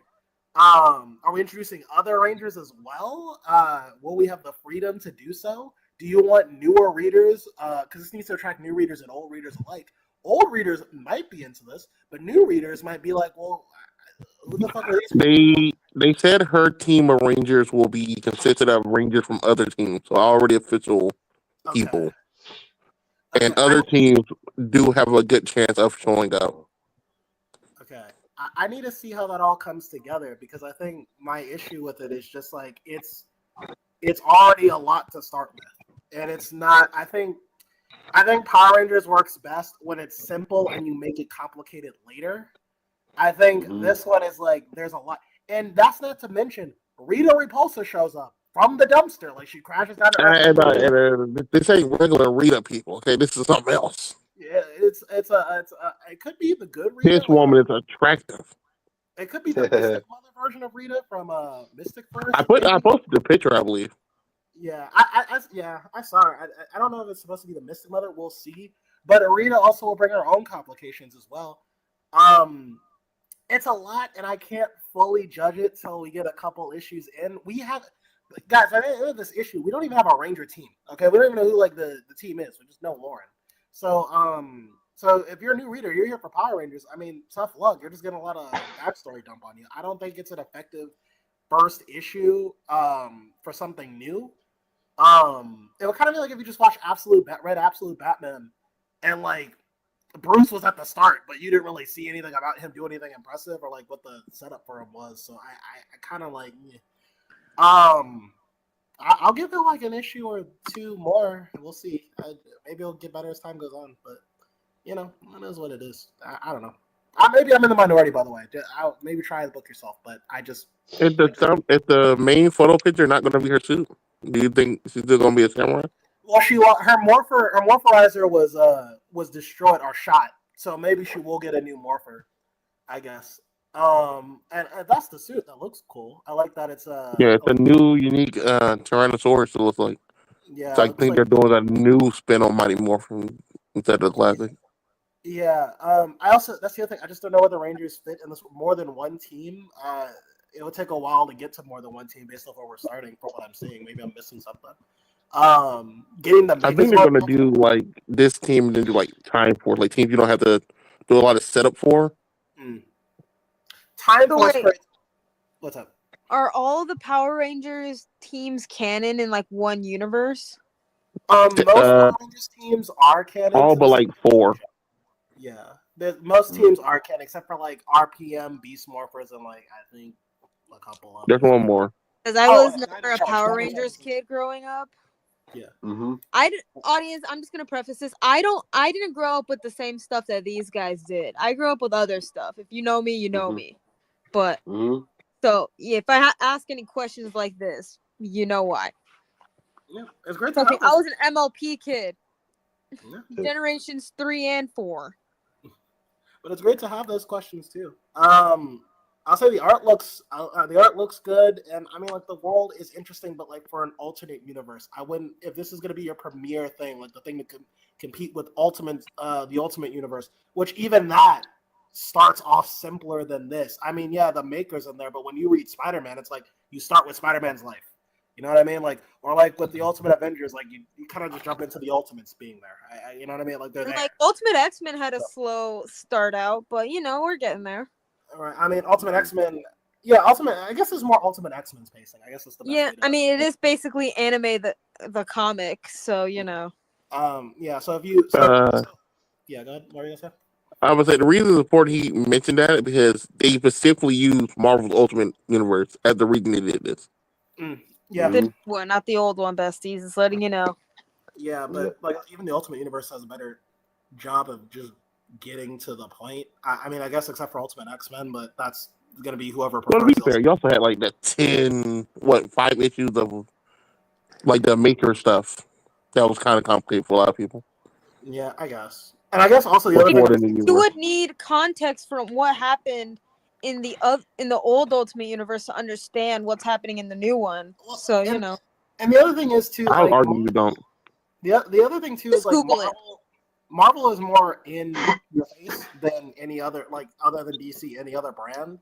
I mean like Austin, you were alluding to it earlier, but like most people don't know what an Atari. They know Zordon. They don't know like a race. Like if you're gonna go to new readers, they don't know who an Atari is. It takes like I didn't know they were until the movie brought them up in like 2017. I mean, like even just like scrolling down, it takes like how many pages before they even bring up the BR Troopers show up before the Power Rangers. Random characters. These aren't even Oh, spin-offs of characters we know. Unless this is supposed to be Aisha. Maybe this is. I don't think it is. Mm-hmm. But these are just random characters you don't know. So it's like I'm trying to get into this universe, but I don't. If I'm just looking for Power Rangers. You know what I mean? That's the type of reader that I don't think will be attracted by this. I don't really know it because I'm a Lauren Sheba fan. I don't know who any of the other people are. Right. And if you're a Power Ranger Samurai fan, I mean, maybe you remember Laura Shiva, but I don't know kids who would remember her because she's only in it for like 3 episodes and barely does anything. Like, you know what I mean? Like, Well, to be fair, we did you didn't read it, but she was big in the actual comic series they okay. were So doing. if you're a comic fan transferring over, I guess. Yeah. Yeah. I can't say it's bad. I can't even say it's bad. It's good written. It's well written. It's just like, is this the introduction you really want for something that isn't Marvel and DC? Probably not, I would say. But, give it a try. I'll give it a couple more issues, see if it picks up. We'll go from there. So, yeah. Right. So, okay then. Because of that, you guys want to move on? Yes. All right. Next book, Because audience. we're Go talking ahead. about Ultimate X-Men Volume 2, Issue 9, written and drawn by Peach Momoko. Yay! I'm just gonna be honest with you. I didn't know this issue came out last week. Because I was like, didn't the other issue just come out like a week prior, like 2 weeks prior or something? But regardless, we're talking about it. Talking about the next issue. Trust me, I was shook at this issue. You know the cast, you know them well, you know. So we start off on the subway, on the subway, if you know, you know, and with these 3 girls talking about the not only the children of the atom, but also the suitcase with the dead body in it from the last issue, if you remember. And Serge is overhearing all this, and she's like, "Damn, I'm a part of this cult. Like, fuck off," you know. We just see her like standing by the doors of the train. It's all good, and we also then we cut over to this news anchor talking about the children of the atom, as you do, and it gets immediately turned off by Hisako eating breakfast with her grandparents. Because if you forgot, she doesn't live with her parents anymore. She lives with her grandparents because her dad is a piece of shit. Mm-hmm. So basically, her grandparents are like, May, you know we love you and you're welcome here as long as you want, but you should really think about going back home. Like, your mom and dad are probably worried about you. And May's like, I doubt they even notice I'm gone. Like, they don't care about me. See you later, you know? And then she leaves for school. So we cut over to a music class because that's the thing you do. And, they're singing. They're singing their songs, as you are. And May's like, can you believe what they said on the TV this morning? And Nico's like, ever since the news of the Children of the Atom broke, like, I haven't seen Natsu or Mori. I'm, like, pretty worried about them. And they're starting to leave class, the trio that we currently have at this moment. And Hisaku's like, if Natsu's gone, it's no surprise Mori is too. I don't think I've ever seen those two apart. And Nico's like, I don't know how involved they are with the Children of the Atom, but whatever trouble it is, they're probably caught in it. And May's like, do you know where they live, Nico? We can go visit them. And Nico's like, yeah, I've never really asked them that, so I don't know. Mm-hmm. And so they're walking down the hallway, and we see students like decorating their school because school festivals. If you've ever watched a high school anime, you know about the festivals. So the trio are seeing people like getting ready for the school festival. They're having a good time, whatever. We're watching, and so this girl squeezes a juice box into Hisako's face. Ooh. And she's like, oops, sorry, clumsy me. And May's like, yo, what's your fucking problem? And the girl is like, oh dear, I assumed your muty power would protect her. Like, is that what you guys are called, right? And Nico obviously offers Hisako a handkerchief, because that's what you do when you're homies. And May's like, you want to start something? And the blonde girl, she's a blonde girl with space buns. She's like, yeah, you think you guys are too good to decorate for the festival, like, or maybe your weird cult won't let you. And May's like, we don't got anything to do with the Children of the Atom. And the girl's like, sure you don't, freak. Like, I know. Why don't you sell photos of yourself at the festival? Like, after all, we heard all about you on Achrome. You're famous.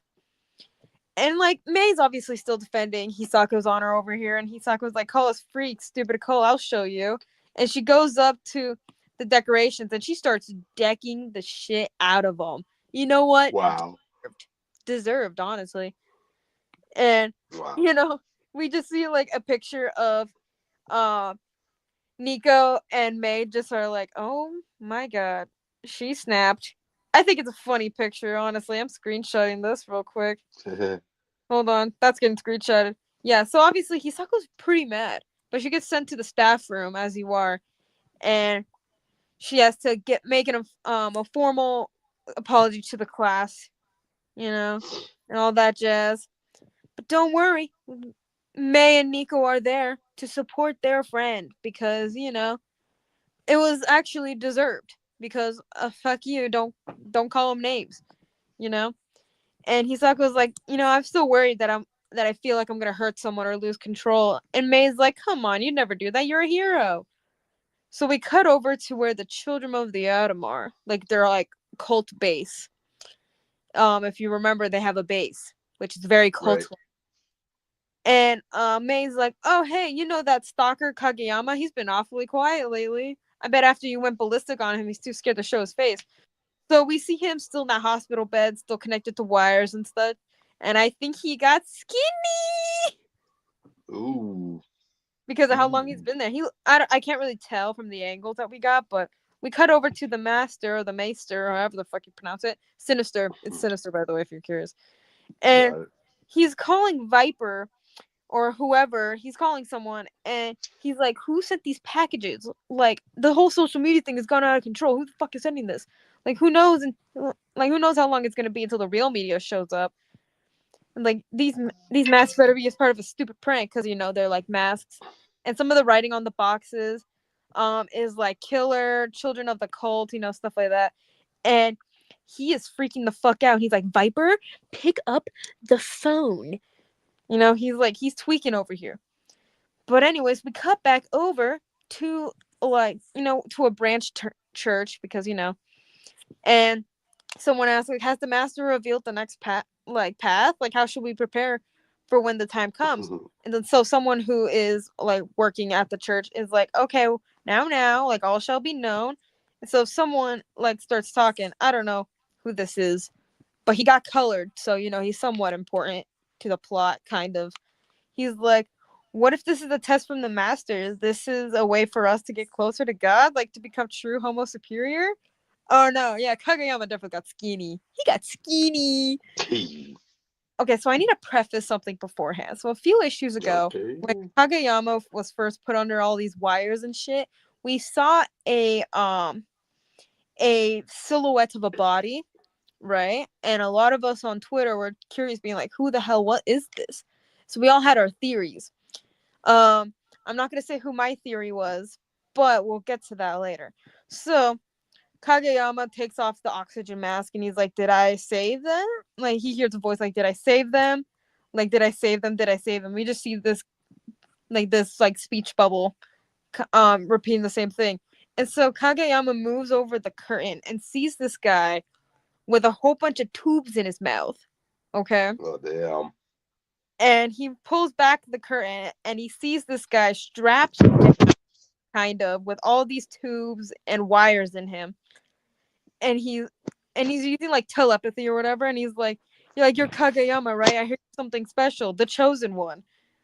And you want to know who this mysterious person is? Well, person is. We're about to find Can out. can you post the next picture? Yep. There you go. So we find out that this is Akihiro. He's a furry. This is Akihiro. You know, you might know him. So he's the first Homo superior. You know, like he's like I give him my blood, my power, Wait. Yeah, Dakin? it's Akihiro. Yeah. He doesn't go by Dakin anymore, but yes. Yeah, but let's. So Wolverine is the Winter Soldier. His son's the first home. Wait, how his son? Is he not a son now? Can you let me finish? Jesus Christ! I know you're confused. We're all confused here. So I don't know what he meant by that, but we'll figure that out. Yeah, I know, it's kind of crazy. I was shook when I found this out. So he's like, I'm Akihiro. I'm the first Homo superior. I've given everything to the children of the atom. The church says that we have to manifest our powers and control them. Like, did we succeed? Are we closer to God? Am I closer to God? And Kageyama's just like looking at him. And so Akihiro sits up, as you can see from the top panel. He's like, answer me, chosen one. I have nothing more to give. Where is my dignity? When will I be free? You can do it. You're the chosen one. Free me, kill me. And he actually says this. He's like, please. And I swear, I saw someone online being like, oh, he's going to be the next Sabretooth. Please, for the love of the gods, don't let him be the next Sabretooth. He's been through enough. This is not Akihiro's year. It is not his year. Like, he gets killed by Sabretooth early on. He gets turned into Wolverine, and now this is happening to him in another universe. And like Kageyama's like, you actually believe that the world is coming to an end? Wow, you are a fool. Someone needs to take those tubes out of his mouth. Jesus Christ. So anyways, we cut over to May, who's sitting outside of her parents' house on her bike, like across the street. And she sees someone comes out, and they're like, and basically May is like, ah, shit, I gotta leave. And so leaves. And so the person in question is like, May? Is like, is that you? And so she gets a text from her mom being like, did you come by today? Like, at least say hello. And May's like, I knew she wasn't worried about me while she's eating like pork buns or whatever. And guess what? She sees her dad walking by. And she's like, Dad? Like, what's he doing out there? Where's he going? Like, what the hell? And guess what? Her dad is talking to a young blue-haired girl. Yeah. And so she runs over and she's like, hey. It's like, Dad, what are you doing? And basically, we see Surge. It's Surge, by the way. And so she's like, busted. And May's dad is like, what are you doing out this late? Your grandmother gave you a curfew. I see you disrespect her as well. And Surge like goes up to her and is like, is he your daddy? Like, she said it just like that. And May's like, he's nothing to me, just some scumbag. And basically her dad runs away, and May's like, hey, you're not getting off that easy. And Surge starts using her powers, and she's like, not so fast. Like, you just cost me a night's work. At least you owe me some fun, don't you think? And like, don't you think, man? She's like, how do you know my name? And Surge is like, oh, I know so much more than your name, bestie. Like, why don't you show me the wind powers, bestie? Yeah. And May is like, is that why you targeted my dad to get to me? And she was like, oh no, that was just a coincidence. Fathers are an easier mark. I just hang out with them and then show them out of cash, or maybe it was just fate. Who knows? And so Surge starts powering up her mutant ability. And she's like, after all, what's the point of the power if you don't use it? And so they start to fight, well, kind of fight. And May's like, you're a mutant too? And she's like, call me Surge. And so basically, she dodges an attack and sees that Surge has the Children of the Atom number, 121, by the way. And May's like, Surge, that number. And she's like, oh yeah, badass, right? This is like, and May's like, is that the Children of the Atom? And Surge's like, yeah, those lunatics think they're gonna save the world. Like, who cares? The world's gonna go to hell anyways. And May's like, so you mean they experimented on you? They made you? Like, what's with those dead bodies? Like, what were they for? And Surge is like, who cares about the failures? Like, who cares? And May's like, how can you say that? Do you really think that you're any better? And Surge is like, I'm here, aren't I? That makes me a winner. And May's like, people die to give you those powers. You should use them to help people, not to like prey on people's fathers. And Surge is pissed off. She's like, are you serious? You're gonna lecture me? You don't know a thing about me. And starts to like overuse her powers. And basically it short circuits and hurts her, And basically, May attacks her with her wind powers, and guess what? Summons electricity. And can you turn to the next picture, por favor? Sure do. Short circuits. Basically, electrocutes Surge, and she faints, and she's in pain. You can tell that she's in pain. And May's like, oh my god, hey, are you okay? I think I overdid it. I can't control my powers. Like, someone call an ambulance. Oh my god. And Surge is like, no, call my mom. If they know, they'll come after me too. And so that's where the issue ends. We do get a little lexicon on Japanese, like, school festivals, like the cultural festival. So we do get that. But anyways, next month, y'all, it's issue 10. Maybe we'll finally get more Kanon in this book. Making it double digits, eh? So Yeah, nice. We're getting into the double digits. Woo! We're almost there, y'all. Anyways, that's the last issue of mine for this week. So I will talk to y'all later. All right. Well, with that, let's move But on anyways, to the next. Austin, do you have any questions about Akihiro in this? Yes, because if he's the first, that means Wolverine's not his dad. He might be Wolverine's dad in this timeline. We didn't get that explained, but I think we might get that explained in the future. But there was a I meme. honestly just think Mrs. Sent the lights on. Like, bro, you're the first one I found. You're the first one of us. Someone posted a meme being like, "Oh, if Akihiro breaks out, and he's gonna get adopted by 5 high school girls, and it's gonna be 5 teenage girls and their grandfather just hanging out." Anyways, that's it. Gotcha. But all right then. Good. With that, let's move on to the next issue, to the next comic, audience. Duke and I got this one. Captain America number 14 and 15. And I gotta say, that is a badass variant cover there. This I approve of, audience. Like, kill Cap here with the eagle in his back, over a statue of an eagle. Patriotism right there. At least it's not by Greg Land. He only had one good cover the past few years. I don't even know who Greg Lang is. But you don't know who we're not talking but we're not talking about him right now. So we're talking about Captain America's number 14 and 15. And I'm kind of glad I got to wait until issue 2 of this arc to talk about it, because they kind of blend together. So pretty much everything that happened in the second volume of this Cap run, with the mutants that nobody wanted in Marvel being dumped onto Cap's book, right? Yeah, that whole thing's just been disregarded right now. So right now it's basically Thor senses a disturbance in a disturbance in pretty much the Force, right? The ghosts of Broxton. Remember there was a time where Asgard was in Oklahoma, and it basically and that specific town ended up housing both the mortals and the gods. where they lived in unison for a brief time until it got destroyed. You know, J. that's pretty Michael much. Krasinski's run. Yeah, pretty much, pretty much. So this is basically a continuation of that now. So you have Thor, Cap, and Spider-Man coming in to deal with what's going on there, right? In the midst of that, like, they're looking for information, and you hear the story of these two people. One guy by the name of Bill, and another one who was an Asgardian goddess named Kelda, right? Even though the man was just a mortal, he was a former soldier, by the way, audience. He rose to become a warrior of Asgard.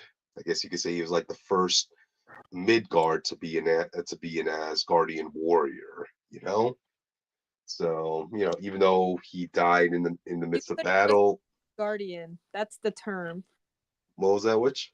Midgardian could have been like, oh, the first Midgardian. Yeah, It's not yeah, about because those that are could be a whatever. that could be a term. That is the Uh, term. Call them oh, Midgardian. okay. McGuardian. All right, there you go. But anyway, they were so impressed by his courage that even though he died, they brought his spirit to Valhalla, and that's when and eventually Kelda herself died in the midst of battle, and that's where these two lovers reunited, right? And in the midst of this, you kind of find out that like the ghosts of Dark Asgard are plaguing what used to be this town, right? So it's kind of up to these three to kind of have to stop that, right? And really, to make a long story short, like you see dark parallels to all the Asgardians. You have like, think of what Mister Negative looks like. That's what every Asgardian in this dark version looks like, basically. You know. So and you get Loki back with his hordes and everything, and he's evil. Audience, Oh, what a shock! yeah, yeah. It's been so long It since we've is a seen an shock. evil Loki. They've been Yeah, evil years. yeah. You act like So, you know that. I know that. I've read and gotcha, solo book that he had a while ago. gotcha. So in the midst of this skirmish, right? Captain America ends up fighting that soldier Bill in this dark Asgardian world as the issue ends. And there's like, oh, that was supposed to be the cliffhanger. Like, Bill's still alive apparently. Huh? That's strange. I'm But just gonna anyway, not real with you. That was so anticlimactic. It wasn't even funny. oh, you My talk about goat anticlimactic. Bill. You talk about anticlimactic. Let me tell you a little bit something, right? So this is like this issue 2 of a new arc, right? Finally, J. Michael Straczynski is allowed to write the story he wants. He doesn't have to bear the burden of Marvel editorial coming in and forcing mutants to be in his Captain America book, right? And you know what? Issue 2 in this run, it's okay. It's not great, but not bad. I'm invested in Bill. Captain America can find companionship with Bill, since both of them are soldiers, who had their deaths in the midst of combat. This whole fight against Dark Asgard, it's interesting. If you're a fan of J. Michael Straczynski's era of Thor's run with Broxton and all that stuff, it's interesting. I'm invested. The finale is the next issue, and yeah, I think that's the problem with it though. yeah, like Like, bro, wow, you came to write wow. Cap and you're forcing your Thor stuff back in here to take over the book. That's crazy. Not only that, Austin, but the next issue is the last issue. And then you wrote Spider Man just because you wrote Spider Man before. Yeah, yeah. Damn. I don't know what happened, man. Honestly, the, again, this was such a last minute thing Marvel had to do because of how atrocious the Lansing and Kelly Captain America run was. They had to bring in a notable Cap writer to come in to write Cap to kind of fix his IP a bit. This is the same stunt that happened at the end of Secret Empire, right? Where Marvel had to bring in Mark Waid to write Captain America to kind of like, fix the IP a bit, or at least calm it down. But in here, okay, you brought J. Michael Straczynski back. He did one good arc in the first volume, right? then editorial ended up self-sabotaging his own run, forcing mutants down our throats. And even here, right? This is the start of a new arc, and we're only on issue 2, and you're telling me this arc ends at issue 3, basically? Like, what the hell happened? Wow. Wow, Marvel, you really did Captain America 30 like that. At least they're not going to bring in Sylvie Lushton for this Asgardian stuff because people don't like her. That would have fucked up this book even more. I don't Speaking of even know who that, that is. I'm not reading the TVA book on this podcast, man. They brought in the TVA characters and you just threw in Captain Carter and Spider-Gwen. I was like, nah, it's over. We will be talking about the TVA characters in a later tonight, Austin. So hold that thought in mind. But yeah, as far as this Cap book goes, I'm very disappointed. But like, I will say this: this is the first run in a while where I actually stuck with Captain America from beginning to end. So at least that's a step in the right direction. Y'all know I didn't even give the last one.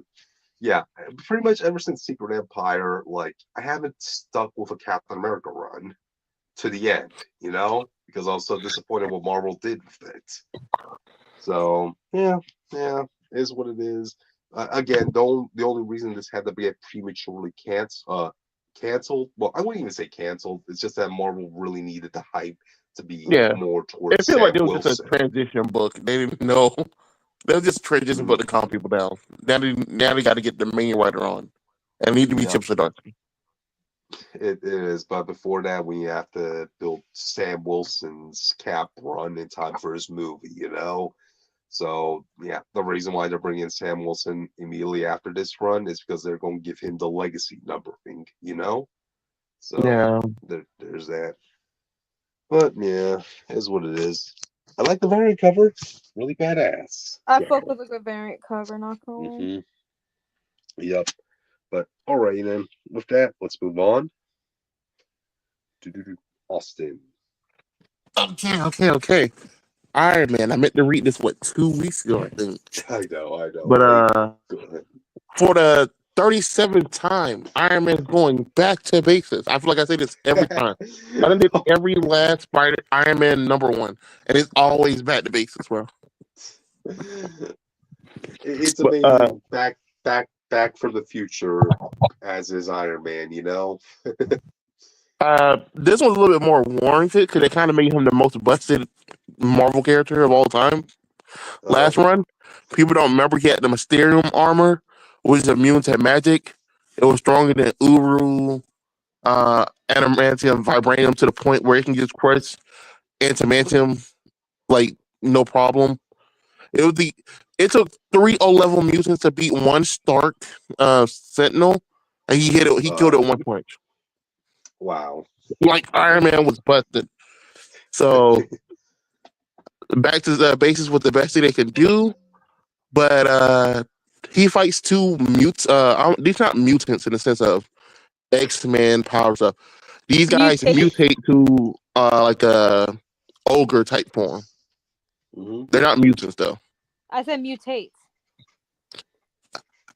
I want to say yes. It's hard to. They don't really tell you what exactly they are. I think they're demons though. We'll figure it out. It's Roxxon. Roxxon usually deal with demon stuff recently, like especially like the Thor book and stuff. So I assume that's what it is.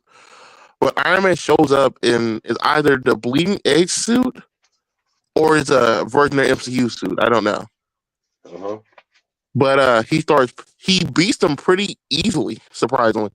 And then we get a flashback because Iron Man is basically selling all his warehouses where the Sentinels were being made. Mm-hmm. But I won't lie, I didn't have this art in here because I forgot to do this picture. But it was probably the best Iron Man looked as a person in like years. Okay. Because I think this art here, where he's like in the suit, is the best mixture of like classic Tony Stark and like movie Tony Stark when it comes to facial hair and stuff.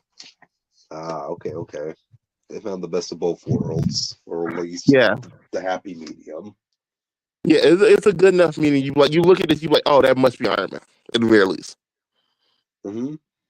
But Iron Man tries to fly off. He needs to go back to. He has a meeting to get to, but his suit stops working. He crashed down into the building, and he doesn't know why. He wakes up in the hospital. He's been in the hospital for weeks. I think this. By the time he wakes up, I'm Doom stuff might actually just start, after I'm falling. But he Of wakes up. course. This man is like skinny, bro. This man, like, he has been starved all his life. So You he want has me to to show the do next physical. picture? He, not yet. Okay, You'll see what he looks like in the final picture. The next picture is like almost at the end of the book. gotcha. All right. But he finally gets back to Stark Enterprises, and you find out Melinda May is here, former Oh, I Shield heard that. director, but now she worked for. I believe she works for Tony right now. She's the chairperson of the board. Hmm. You have Jack Crooning, who people don't know. His dad was a Secretary of Defense when uh Uh, when Iron Man was back the director of Shield, and he used to bump heads a lot. And then his I dad haven't. got killed. God, I haven't seen Melinda May pop up since Ages of Shield had a comic series. She looks Yeah, yeah. nothing like the. I thought it was a black woman. Oh wow. I'm telling you, bro, I'll post the picture later. She looks nothing like Melinda May. The But years weren't so kind against May, apparently. but the person who someone's been trying to buy Stark stuff and Stark Enterprises while he was out, and it turns out to be AIM's Scientist Supreme, Dr. Rappaccini. People don't remember who this Ooh. lady is. This is the main female villain from the Avengers game. Oh, damn, I completely forgot about her. She was Uh, AIM's Scientist Supreme in that too, but this is her reintroduced in the comics because she ain't been around a while. MODOK really been carrying AIM on his back for like 15 years. yep. But so she's trying to buy all of Tony's stuff while he's out. People don't remember Tony doesn't have all the shares of Tony Stark Industries anymore. Yeah. So then his company can literally just sell to her without his permission. And like, it's really bad. He's getting into a fight with armors. He's crashing. He thinks about drinking for a minute, but obviously he doesn't do it. He thinks better of himself. A building caught on fire. He goes out there. He saves the day, but two more mutants shows up. Okay. Well, mutates. One looks like he's wearing Banshee's outfit, but in like tiger furry outfit. It's crazy because Oh god. he has the Banshee wings and like the wingsuit, but it's just orange and blue. But he has a tiger head. Okay. And then there's Okay. some guy who looks like he should be in the water. He got shark teeth or something. Uh, Wow. I was like, bro, what are you doing? But Iron Man crushed them pretty easily, and they're like, Of bro, course. you really think we're the problem? Like this, we're just here messing with you, bro. Like this we got paid to do this. So he cuts back to his warehouse. He tries to get his Mysterio armor because for some reason, instead of keeping it in an impossible city, which any other likely person would do, with their best armor of all time, he leaves it in a random warehouse he owns. Oh god. So he goes there. The two mutants are here, and you find out they were. You find out someone bought this warehouse while he was gone, and it was Jebediah Stain's sister. Now you go to the Oh next picture. wow. No, not Jebediah Stain's sister. This is Justin Hammer's sister, Justine Hammer. They did not try. Right? Yeah. Like No, the other picture. Listen. This Justine Hammer. Justin Hammer's sister just back alive. People don't remember she died a long time ago. But apparently Zeke Stain's also alive. But she bought his place and then she reworked his armor, his Mysterio armor, into the brand new 2024 version of the Ironmonger suit. Might as well, I guess. My problem is it looks nothing like like the other suit. Like, can you imagine the work you got to do to remake this suit? there's only so many different variations of design you could go with, you know. No, Yeah, that it's must not even be. that. It's just like getting someone to be able to have the engineering to do that is like insane to me. You have to break this suit down and rework the metal into this. This metal is harder than any other metal on Earth. Like who did this for? Iron Man needed to do this with like two other Omega level mutants to make that suit. Mm, yeah, But now that I'm looking at Tony's armor, that kind of looks like the one he wore during the all new, all different era. oh yeah, no. He switched armor. This is the prime suit. Yeah. Okay, okay, The yeah. beginning comes with like a bleeding edge suit. As he gets out of the hospital, he switched to the prime suit. If people who don't remember, the prime suit has everything he ever really needs. It's like the most prepared suit he has against most stuff. This Hmm. man can spawn a samurai sword if he needs to. Why he is a samurai Hmm. sword, who knows? But he had one in the suit. And But people wonder why each run has to have Tony be on the outs with his own company. You know? yeah, because realistically, Yeah. you give Tony all his suits for one arc, he should not lose like the anime. Yep. Yep. But Iron Monger suit, Tony tries his best, but you find out that this woman has control of this suit. He tells his suit to drop, he falls out the sky. And that's what happened to got him injured in the first place. We Hmm. don't really learn how she did it, but all I know, she gets on her suit and she leaves right to the script. She just leaves casually. Like, I'm not gonna kill you. I don't want to kill you. I just want to prove a point. Hmm. And then you go to the next picture. Okay. And this, and now he's like, man, I can't believe I had to build a brand new suit again from scratch. He's back in the cave building a suit. So now you have to build a Okay. suit that can't be attracted or affected by whatever she's doing. Out of a box of scraps. It's literally a box of scraps. Wow. Wow. But all his assets and stuff are frozen by Stark Industries because they might sell it to AIM. Well, back to And basics in the literal sense, apparently. So, yeah, and he don't want to get rid of his prime suit just in case, you know. So he's trying to make his own new suit out of what little he can.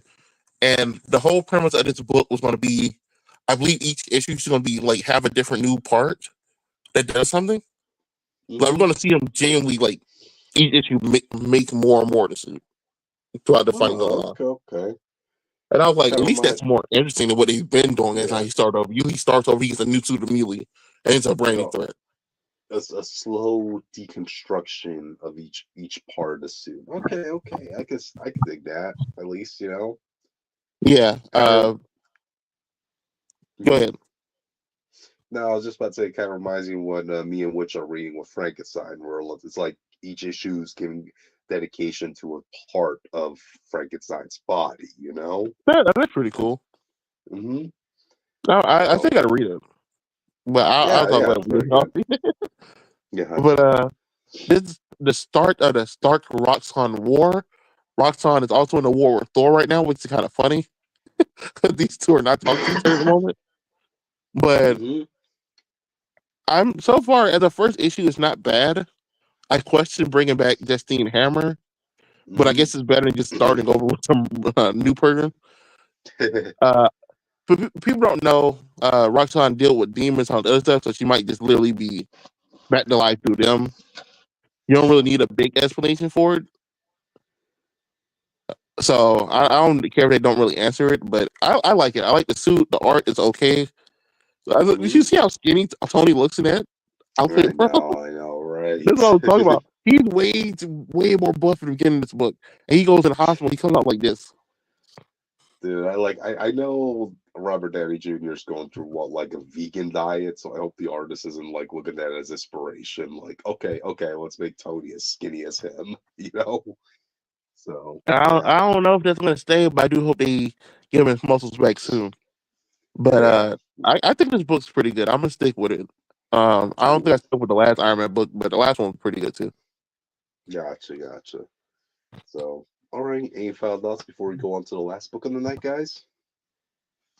Good job, Iron Man. T, cool. But all right then. Well, Kurt, they audience, also posted the picture of Linda May and the tiger thing I was talking about in the Discord. okay, let me see what they look like. And the first picture of Linda May is in the middle part. That is not May. No Exactly. way. Exactly. Dude, no, the skin is way too dark. I mean, like that looks like a completely different character. No, no, I I refuse to told believe you. that. The Huh? lady went from wasn't it she went from Asian to just straight Yeah. African American. Yep. That's very weird. And okay, yeah, I'm also seeing those two other characters. He's wearing Ty- Banshee's suit, bro. It throws I've me seen. off.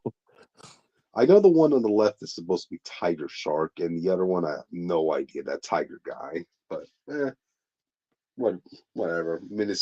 D-list villains either way. So, all right, then. I guess with that, let's move on to the last book, audience. Moving on. Venom War Deadpool issue number 3, and this is the last issue of the tie-in. Hey, Now, for all you Princess fans, this is gonna be a little treat for y'all because remember in the last issue, Deadpool took a father-daughter bonding experience to a whole new level, audience. That's right. Deadpool, in Princess's last moments of life, decided to fuse with Deadpool to make Princess Deadpool. Aren't you excited, Witch? Nah, apparently not. But sad. anyway, pretty much the whole issue is just the fight between Princess Deadpool and Jimmy Hudson. Because remember, right now he's kind of like in a primal state now. Remember, he's still a poison right now. It's just been fucking screwing up his mind ever since ever since that whole poison event happened.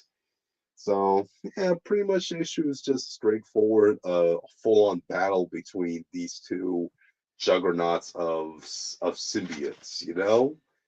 Pretty cool, nice action scenes. Like you get one point where Princess Deadpool bites Jimmy's head, right, and you see that like inside Princess Deadpool's mouth, like in the place of the tongue, is actually Deadpool's head. So they're like, oh, you know. But Mm-mm, anyway, that's gross. yeah, yep. But anyway, make a long story short, they end up stopping all the zombieites, the venoms that are zombies. They stopped them, and apparently, because Princess bonded with Deadpool, she got a little bit of his healing factor, so she was able to heal the wounds she got. But this is where we get to like the real juicy part, where in the midst of all this, Agent Mobius comes over. Yeah, audience. Say Yeah, the joke. Say the joke. yeah. There was a bit of a confusion there. Morbius is there, like say, wait, did you call me? No, not you, Morbius. We're talking about Mobius, not Morbius. So anyway, apparently Deadpool called them earlier, and they're here to retrieve Jimmy Hudson. So yeah, because I he's yeah. I read this part, Crypt, and I was very sad because we saw Loki. They're probably gonna kill him. They're gonna put him on trial and they're gonna kill him because not only He's a very not only is mhm, he a variant that shouldn't be here anymore, they can't really just put him back because he had the poison stuff on him. yeah. So this Or man's going to the void. I would rather like see an ending or to where Jimmy wounded up as opposed to the ambiguous ending we got for the past several years now, where you're like he's out there somewhere on Earth, but we don't know what the fuck he's doing. Yeah. So the TVA, they come in here and take Jimmy Hudson with them, and yeah, as Austin stated, it's likely Jimmy Hudson will be in the void. Or who knows, he might pop up in that TVA book. If he does pop up in that TVA book coming up, audience, I'll buy it Please because at don't least do it. Please no, don't do why, it. why, man, why? You know, I think that would be an interesting premise, like to have like, again, discarded variant characters in it. But yeah, so at least we got a conclude. At least we got an ending to where Jimmy Hudson's fate led him. Audience, was it happy? Was it sad? More towards the sad part, I'll say that. But at least it was an ending, not an ambiguous one. Now all So we need is Ian Rogers to come back, and then we'll know where everybody is. yeah. Wait, who was that? Austin? Ian Rogers? Oh, yeah, right. Oh, yeah, he's still king of that. Whatever. Oh, he's back in Dimension Z. Remember? Oh no, you're right. Yeah, we know he is. Never mind. Yeah, we're likely he's dead at this point. Because remember, audience, Dimension Z, the time moves faster in that universe. So, yeah, even if you It want to, moves faster until a writer forget to bring Ian here randomly. yeah. I mean, if going by that rules, Ian at this point should be older than his dad. That is just weird. That is weird. But yeah, is what it is. So, all right, audience, we reached all the books of the week. So, thank you all for joining us. And if you guys have any final words before we close out? I have a headache and I'm tired. Gotcha. All right. Well, audience, with that, we'll see y'all next time. See Bye. ya. No way. Mystery.